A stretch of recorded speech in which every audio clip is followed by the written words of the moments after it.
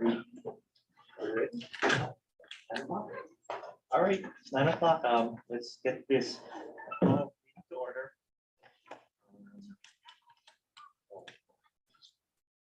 Okay. All right, thank you. So I guess before we can you call Bro? So today we have Directors Chair Don Mende, Vice Chair Gary Mackler, Secretary Sean Sasaki, Jason Bradshaw, Jay Kimura, Carol Ryman, Nani Madez, and Deputy Mary Alice Evans. Very good. Thank you, Esa. And I guess for any board members attending virtually, is there anyone joining at your location right now? No, by myself. Thank you. Present and alone. All right, thank you. All right, moving forward, approval of the minutes, item 2. The executive session minutes for January 12th isn't ready at this time, so we're going to defer to the next meeting. So moving to item 2A regarding the regular meeting minutes of January 12th. Can I get a motion to approve? So moved. Carol. Second. All right, any discussion? Any additions and deletions to the minutes? No, hearing none. All in favor? Aye. Aye. Any opposed?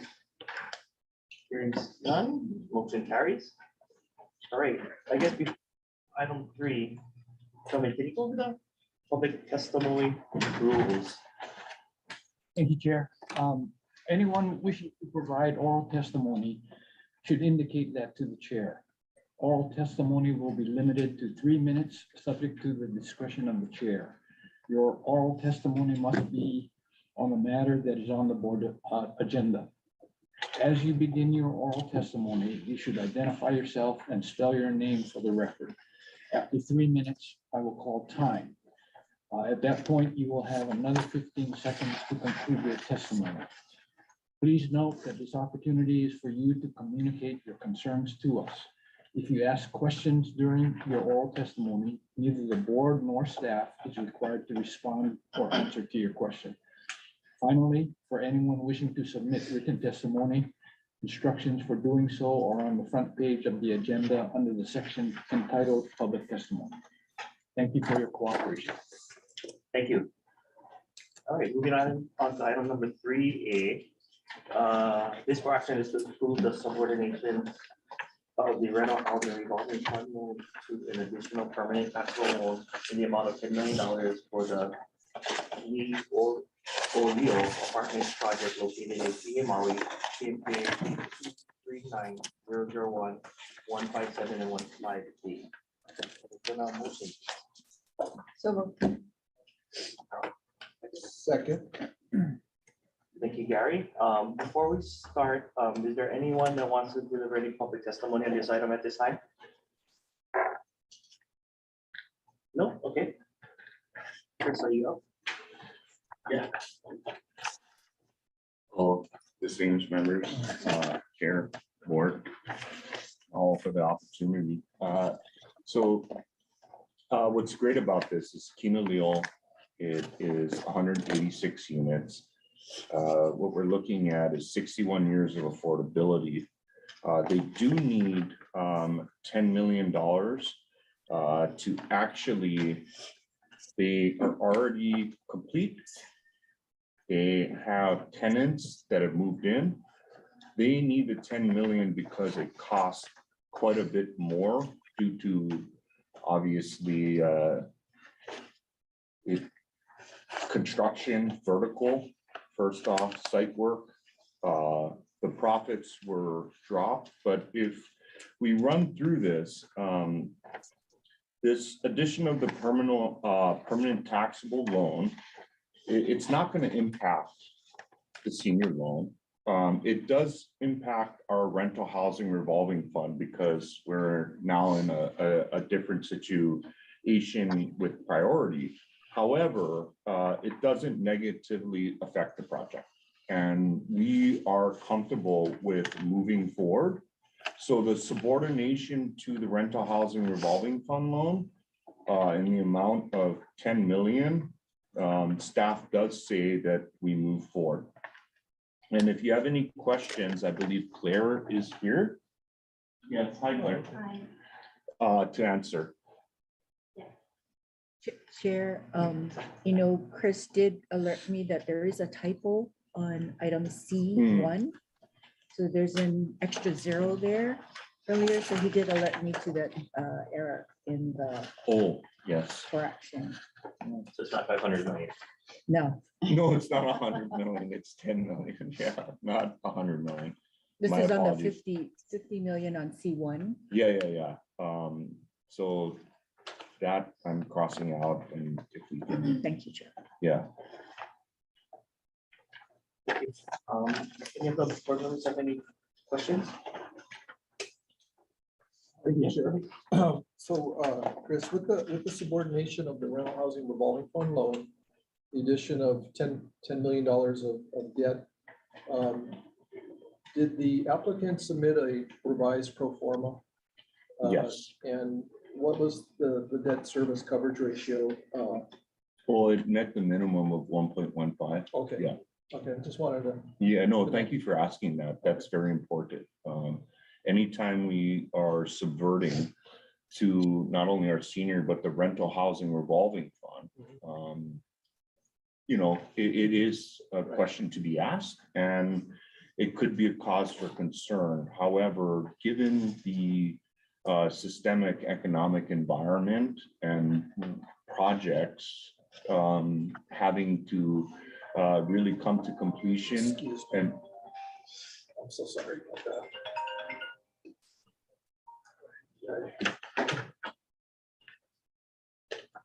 I'm sorry. oh, no, that's fine. And then the conversion from construction to a permanent loan, you are gonna see this type of, and this is gonna be across the board. So I believe in this sense, no, it doesn't affect. If anything, it actually helps the project, and yeah, we can convert and And Yes. I would note, just for the analysis, you have the advantage of a completed project, so you can see. how yeah, it's and currently it's operating. performing very well. Good. So you're seeing actual numbers as opposed to hypotheticals. Yeah. Okay, thank you. All right, anybody else? Just one quick, so the terms of the original is still the same, right? It's not changing right, as far as the terms. We're just moving back into third position, right? Okay, so what's happening is that we do have now 2 loans, one senior, then you've got a bridge. And then you have the rental housing revolving fund below it, but the terms of the rental housing revolving fund, it's showing that it will be repaid, and it's actually benefiting the project. So, Sorry, if I may add, apologize, director, members of the board, apologize for being late. So as Chris said, the terms of the loan itself, the RHRF, the terms remain the same.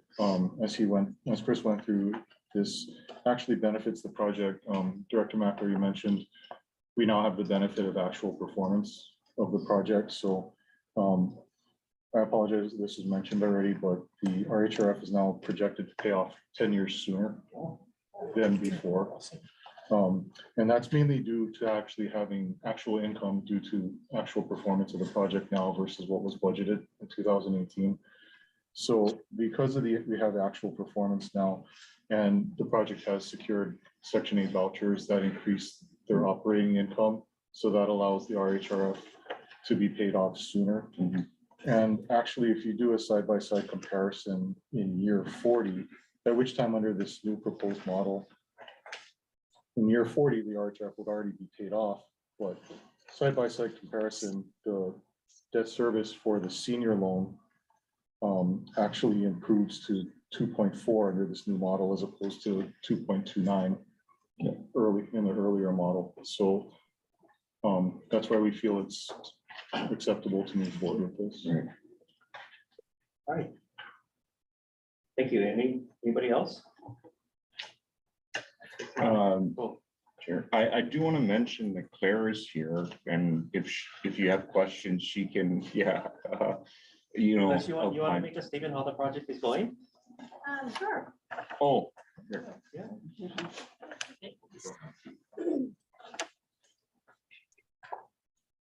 Chris.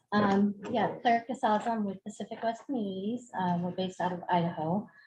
And Ken Leo has been a great project for us. It was very challenging. Of course, we completed construction in November of 2020 during the height of the pandemic. So, and then we were 100% occupied by June 15th of 2021.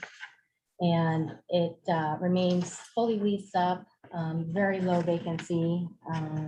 And we have approximately 1,600 people on the wait list. So we are just now trying to, as Chris and David mentioned, we're just trying to pay down the construction loan and convert to permanent financing. So really appreciate Ford and David and Chris's efforts in helping us achieve this goal. Great news. Yes. Actually, that's like perfect timing right before the real steep crossover, right? Yes. Okay. So if you have any questions, Great. Anybody have any questions? No, if not, all in favor? Aye. Any opposed? Thank you. All right. Wonderful. All right, okay, so moving on to item 3B. This is to approve one, the revised master plan, two, an amended and restated development agreement with SCD Kamakana LLC or other successor entities approved by the executive director. Three, conveyance of the property and development of the project in accordance to the amended and restated development agreement. And four, an interim loan from the dwelling unit revolving for off-site project costs for the Kamakana villages in Keoholu project located in Keoholu, North Dakota, KMK 374021020 024 028 037 039 043 045 and 047. Oh, I need a- Can I get a motion, please? So moved. Thank you. Can we get a second? Second. Aye. Hello, good morning. Oh, excuse me, guys. Anyone wants to submit any public testimony at this time for the agenda item? No? Okay, go ahead, Stan. Good morning, Mr. Chairman, members of the board, Stan Fujimoto with the development section. Kamakana Villages is HHFDC's master plan project in Keoholu, North Kona, Hawaii. HHFDC acquired title to the property from DLNR in 2007. In 2009, after an RFP process, HHFDC procured Forest City Hawaii Kona LLC as the master developer of Kamakana Villages and approved a $25 million DERF loan to Forest City for development of the project. Land is held in escrow under an escrow agreement with First Hawaii Title Corporation. In 2017, after its parent company converted to a REIT, Forest City withdrew as the master developer of Kamakana Villages. Some accomplishments of Forest City at Kamakana Villages include the following: development of a master plan, obtained the LUC reclassification from agriculture to urban, obtained 201H exemptions for the project, procured the Michaels organization as a sub-developer who completed the existing 170-unit Kamakana family and senior affordable rental projects, and completed phase 1A of Manawalea and Kaeka Streets. Alakai Development Kona LLC, consisting of former employees of Forest City, assume the development agreement and DERF loan for completion of the Manawalea Street extension.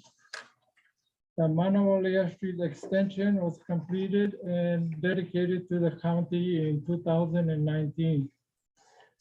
In 2018, except for the DERF loan and completion of the Manawalea Street extension, the development agreement was assigned to SCD Kamakana LLC, a subsidiary of Stanford Carr. In 2019, SCD revised the master plan from 2,330 units to 1,569 units and from 197,000 square feet of commercial space to 111,700 square feet. SCD proposes to build 670 new affordable units and 782 new market units. The project also includes parks, a school site for DOE, commercial area, archaeological and plant preserves, and roadways. These four actions seeks approval of SCD's revised master plan. This four action also seeks approval of an amended and restated development agreement with SCD for Kamakana Villages.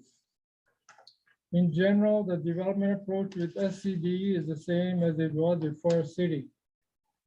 SCD is the master developer of the project, developing large lots for development of on-site projects.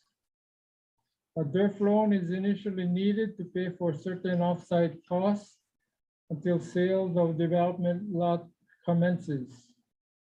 All sale proceeds and ground lease premiums from the sale of development lots will be at appraised value and deposited into an escrow account and revolve for payment of future off-site costs. At the completion of the project, the DERF loan is repaid from the escrow account, and any excess proceeds are split 50-50 with SCD.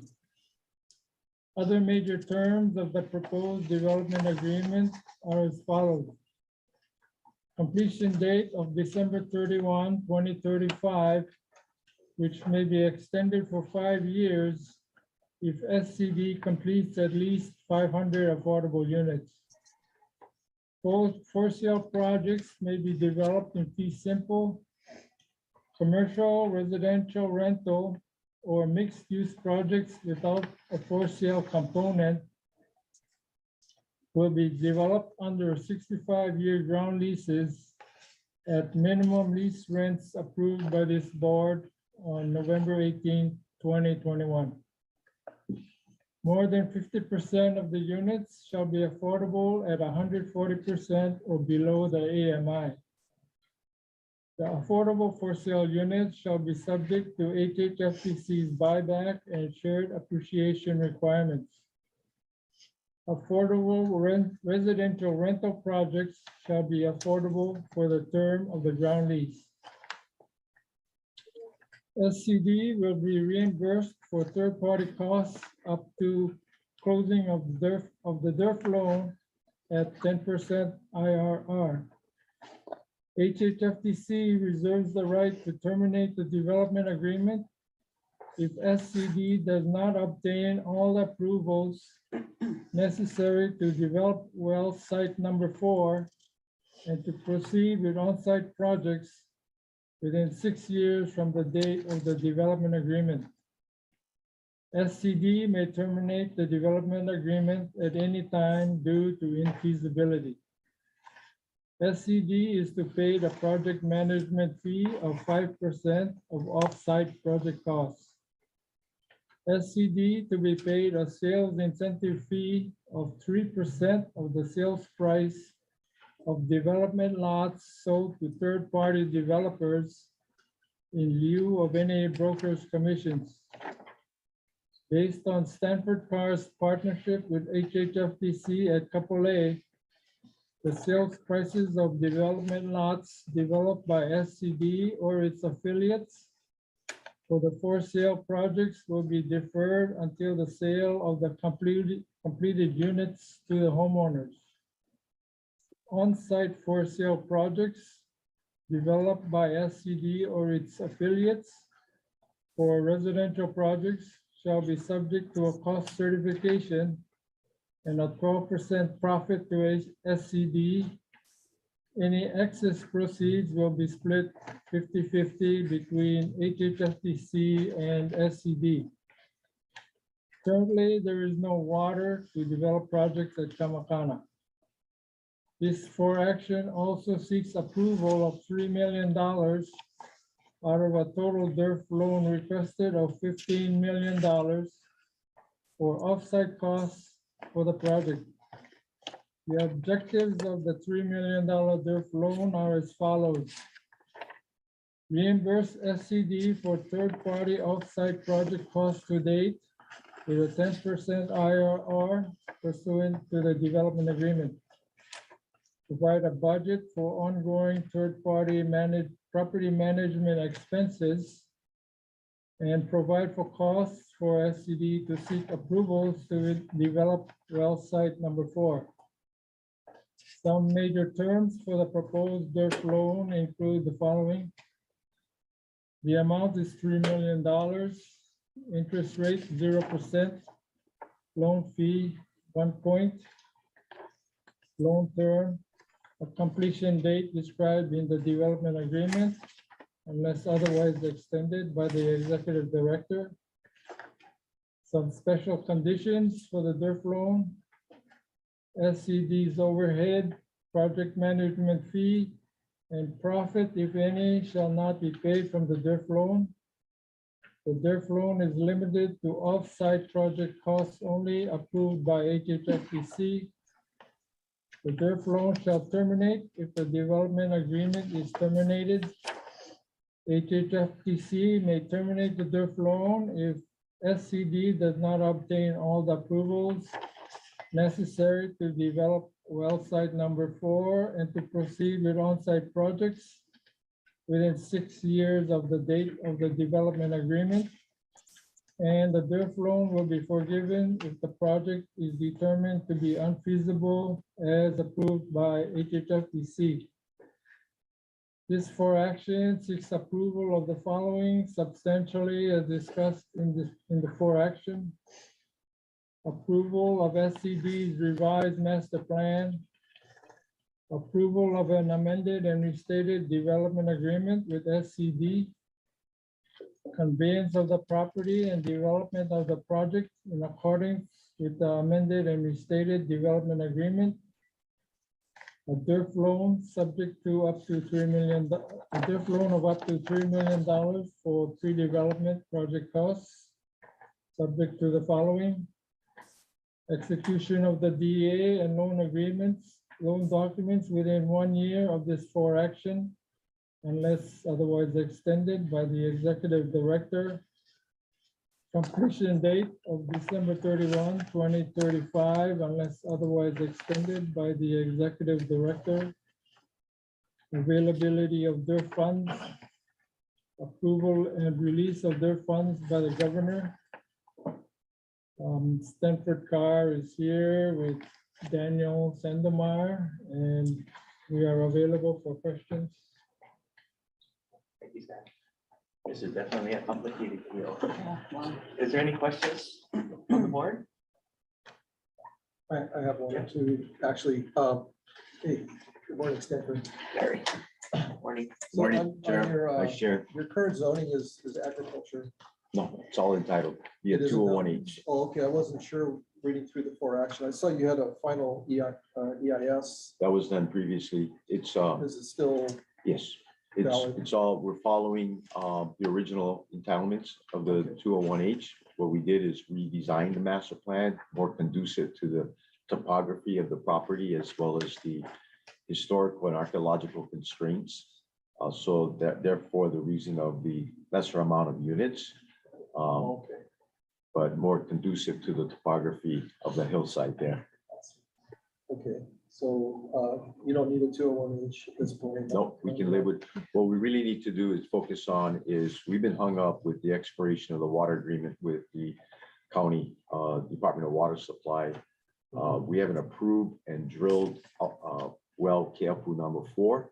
It's been held up with by Seaworm on requiring a contested case hearing to outfit the well with the pumps, despite the fact that the well was drilled pursuant to approval and permitted through a contested case hearing. So we hope that policy and rules that Seaworm was working by will be changed for the better, and that we may be able to proceed with outfitting the well and restating the water agreement with the Department of Water Supply. And I did note, it is noted in the for action that there's been objection raised by the National Park Service. The National Park Service has been a thorn in all. I guess what would be the basis for the objection? They're just anti-development. They were supportive of the designation of the Keauhole Aquifer. They have fought this particular project every step of the way. Unfortunately, Forest City capitulated to a condition number 13 of the LUC docket that requires Fish and Wildlife to review and approve any improvements, and which has held up and almost jeopardized the development of the schedule of Michael's development with respect to the senior rentals and family rentals. So we will deal with that in due time as time goes by. Did the final EIS include the well source? Yeah, it was a comprehensive environmental impact statement covering the entire 273 acres. Okay. And I'm asking that question because there was a contested case hearing on Kauai, which involved a water issue and went all the way up to the state Supreme Court, and now it's back with the Department of Water to restart the process. So, Yes, I am quite familiar with that process. We've had our fair share of some dialogue about that. yeah, But thank you. my pleasure. I did bring a PowerPoint just for a short brief presentation to give you an idea, all of you visually. As they say, picture speaks 1,000 words, just to give you a visual overview of what we had planned and where we came from. It's right here. Okay. Are we set up to do it? Or maybe what I'll do is just pass this. Yeah, we might not have a setup ready. I don't Okay. think anybody knew. All right, I apologize. Let me leave this with you. This has the original Forest City master plan. Our revised master plan. We then have a phasing plan. We also have excerpts of, we had developed a community. Carol Raymond, Director Raymond is very familiar. In 1999, we bought Seaborough Homes. We delisted it from NASDAQ, took it back private. Only with our goal was to develop and redesign the master plan community of Kehalani on Maui, which comprised of 540 acres, 2,000 residential homes, elementary school, about 29 acres of park and 20 acres of commercial. So Director Raymond is very familiar. It's a pretty high profile community up on the hillside of the Wailuku. Well done. Yeah, so it's nearly completed today after 20 somewhat, almost 30 years. Yeah. So thank you. Thank you. Yeah. Thank you for taking on this project. We definitely need that Yeah. housing over there. Thank you for taking it on. Yeah. Pleasure. All right.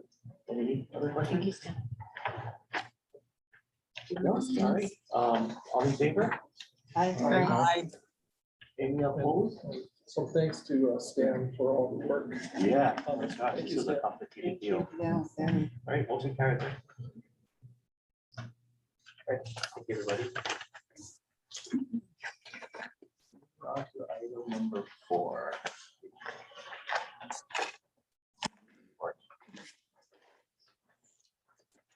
Morning, board members. Do you have a copy of the auditor's summary in your packet and letter? Did we get that? Okay. I just, again, want to recognize fiscal management branch, Holly and her team. I know she gave a presentation. The audit was completed by Acuity, but now we have the state auditor's report. And, I just want to recognize that this is a $1.5 billion corporation, handles a lot of money, a lot of transaction. To achieve something like this, where you're recognized for having no internal control deficiencies, no material weaknesses. This is extraordinary work by Holly, her team, and I just want to commend all the staff here at HHFDC because it takes an entire team and village to accomplish something like this. So thank you very much. Board, just want to give that shout out to the whole team. I did also have, and I want to ask if I did this before. Did I give you these sheets on the effect of rental housing revolving fund tier 2 last meeting? Okay, let me just.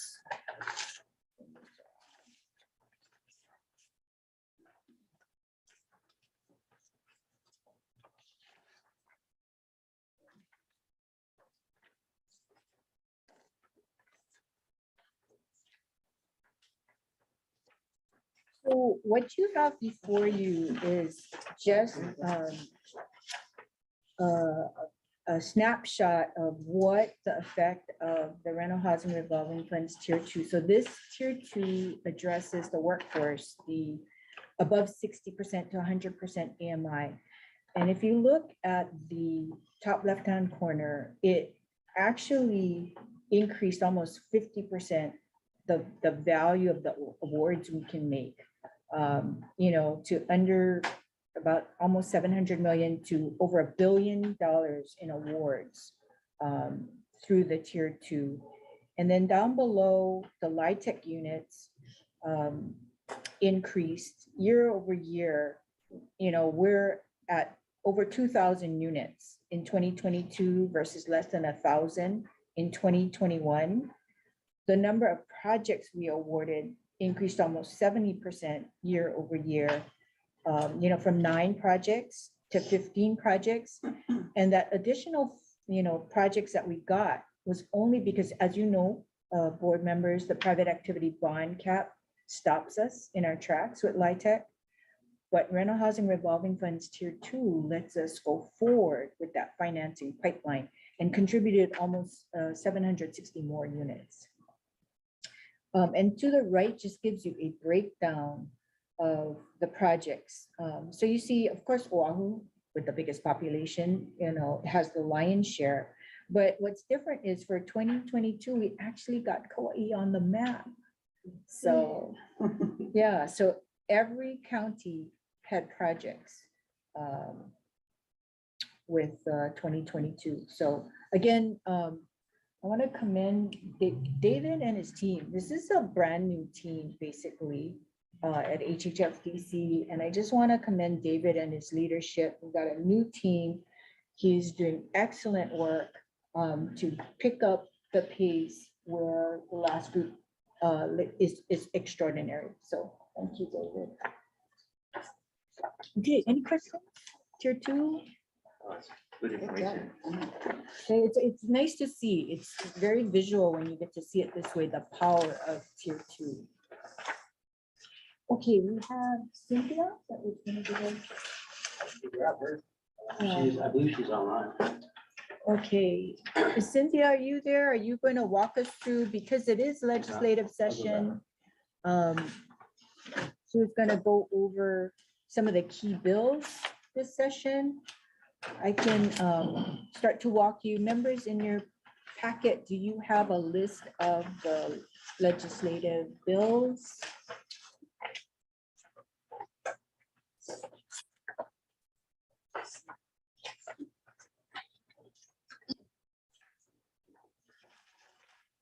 Yes. Okay. Let's start with House Bill 675. This bill would like HHFDC to open multiple rounds of financing.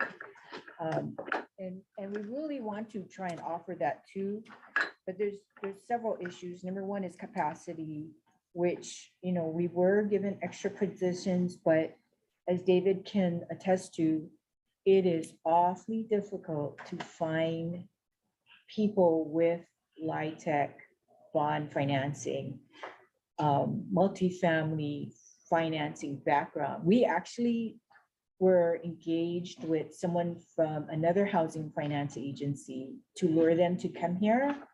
Ironically, they researched how expensive it is here and how expensive housing is here. And then they turned it down. We almost had it, right? We had it once and then he withdrew and then we had it twice and then he withdrew again. So we tried very hard. I did some research on this and, you know, when I look on the NACHO website, you can post, different HFAs can post their openings.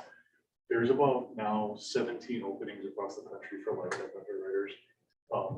Most of those have actually been open for more than 3 months. So we're competing, trying really hard to find people. Yeah, it's a challenge. It's a challenge. It's a small gene pool. The guy we were trying to hire actually very experienced at LIHTC processing and closing loans. We tried to lure him away from Washington State, but no deal. So we'll keep trying. We'll keep trying. And then the bond cap, of course, right? So we can only go so far and then the bond cap stops us. So that's the issue there. House Bill 677. So I believe last year I did bring this up. This was the DERF equity bill. We worked with the legislature on this because we understand that there's only so much financing we can do in terms of rental housing revolving funds. There simply isn't enough subsidy to keep doing just rental housing. So this actually looks at for sale housing and buying down the cost of for sale housing using DERF. So I think this is a extraordinary good idea. Thank you to Dean Minakami, who is working with the legislature on developing this. So we hope that this bill can go. House Bill 679. She got tied up with the staff group in submitting testimony Oh, for tomorrow's hearing. So okay. I could just run through it. Yeah, Okay. sorry. No problem. Okay, House Bill 679. This is very important for HHFDC. It fixes the lapse date in our 300 million for rental housing revolving funds from last year, which has a lapse date on it. But because the funds, we never received any of it technically because of the ESSER. So there's the means of maintenance of effort put on any ARPA funds, which OA received. So anytime you get a general fund infusion, you have to make a proportionate contribution to, I think, education, higher and lower education. So BNF smartly decided to withhold those funds until the next fiscal year when the ESSER is no longer applicable, then we'll get the funds. But if we don't fix that state, it would not be good for our 300 million. So that's what's important for us in that. On the Senate side, we have Senate bill. She's here to jump in. Okay, on the Senate side, you ready? Okay. I'm going to start with Senate Bill 489. Good morning, everybody. My name is Cynthia Naira. I'm housing planner at HHFDC. Senate Bill 469. This measure is on our watch list because it allows the counties to reclassify lands 15 to 100 acres in certain rural, urban, and agricultural districts. So that one's getting a hearing tomorrow in the Waterland Committee. So this one we supported because I co-chair along with HPHA, Rep Hashimoto's Act 305 YIMBY task force. And members of the task force strongly desired for the counties to have more flexibility in doing their own district boundary amendments. I know the LUC does have concerns. I think the legislature is going to be mindful of that as well. But as housing advocates, and because I do co-chair that YIMBY task force, you know, we have to come out and actually support it because of it. I don't know, Nani, if you want to speak. For the governor's office, we're supporting it as well. Okay, yeah, it was difficult. I mean, we're in a pickle there. Okay, 489. So Senate Bill 489 is actually our affordable homeownership revolving fund appropriations fix. Because last year, the former housing chair was able to get us $5 million from the general funds for this. However, it was appropriated in the general funds and not in our fund for, which was the point of this funds. So this year, we're trying to get a housekeeping fix to just put it into so that it could revolve. Yeah, just housekeeping. Next one, do we want to talk about 678? So just 491 real quick. So do you remember last session, there was an attempt to extend the 201H approval time from 45 days to 60 days? Well, it's back. And of course, we don't support this. Anything that extends the time for approvals, we're not in favor of. I recognize that some of the county councils have scheduling issues, but we can't let that get in the way of housing, right? So, okay, so that's that. 678.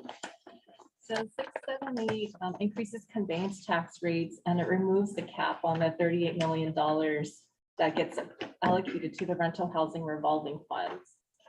That measure was heard February 7 and unfortunately was deferred. So Shucks. Yeah. Okay, we can go to 871. 871 is an important one. I want to thank the chair and vice chair of this board, as well as our DBED director for submitting testimony in opposition to this. It repeals the board of directors and makes the executive director's position one that is appointed by the governor and confirmed by the Senate. So thank you, Chairman, the Vice Chair Mackler, who came out with strong opposition, recognizing that the current structure works, and that HHFDC actually, you know, it's pretty ironic because this corporation has had the confidence of the legislature in infusing record amounts of funds. In 2018, 200 million, and then, you know, several years later, 300 million. So the legislature's confidence in our ability and the current structure to administer funds is there. And also the tier 2 implementation of the tier 2 funds and program. In the same year, we got the appropriation. I think very few, if any, state agencies can do that. So thank you very much for catching that, Vice Chair. It's just bewildering. So. Would you have to change, I mean, a corporation typically requires a board of directors, so you would have to change the. I would imagine The a nature of whole this. exactly is involved. So. Yeah. Thank Do you. we know if he has any traction with his peers? I We'll find out on Valentine's Day. Oh, right. It's going to be up for decision making. okay, thank you. 858. Okay, so SB 858, SB 859, SB 936, I want to take them together because they make changes to how we prioritize our programs in favor of state projects. And we're uncomfortable with that.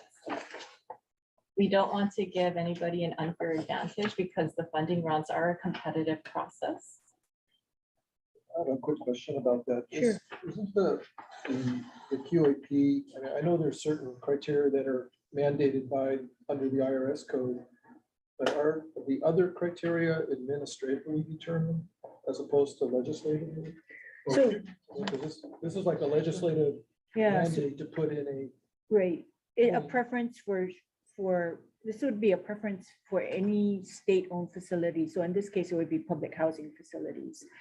Across the nation and in consultation with Novogradac and NASHA, it's just bad policy to legislate the QAP. I think they had a couple of bad examples gone bad. So just a bad idea to legislate it. And then the overall intent of LIHTC really is to award the least amount of credits and to the most efficient projects.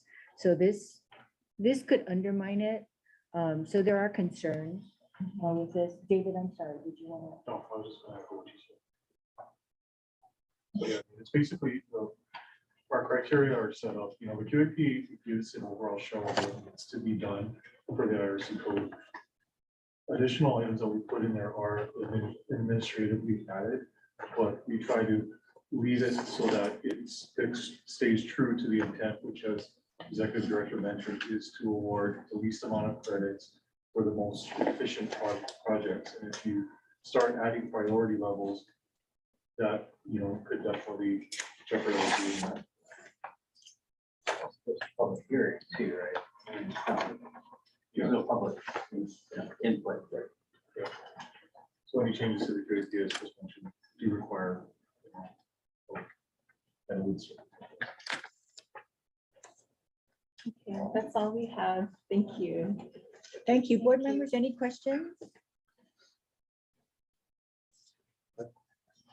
Okay, so that's our, that's the legislative bills. As far as the budget, we did put in a request that aligns with the governor's state of the state for 400 million in rental housing revolving funds and 500 million in DERF.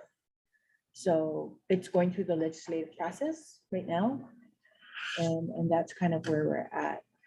The last item on my list was board training. So we're still working on it. Apparently there's a lot more involved with doing this. So we hope to be able to get out the videos to you by next month. I think part of the hangup is it has to go through each of the ex officio's office to get approval first. It's the administrative approvals through the administrative offices first, and then hopefully we can get it going by March. Yes, and we'll be sending out detailed instructions and a guide on how to do the training. We'll be creating profiles for each of you so that you can watch it again if you like. We're working on that. We'll have a comprehensive guide on how to do that and summary of the training video. And this will be focused on LIHTC and bonds. Correct. Financing with LIHTC and tax accounts. Okay, great. Members, any questions?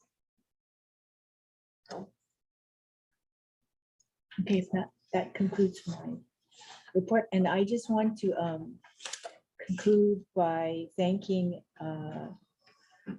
Tara for all her work. This woman works tirelessly, weekends, vacation, when we bug her. She's truly committed to our mission, and we're certainly going to miss her. So thank you so much, Tara, for all your help. Yeah, thank you for all that you did. thanks for keeping us out of trouble. Yeah. You're definitely gonna be missed. Thank you. It's hard. You'll be okay. Well, I think we still have your number though. Huh?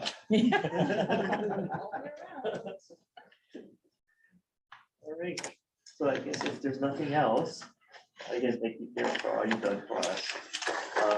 Can I get a motion to adjourn?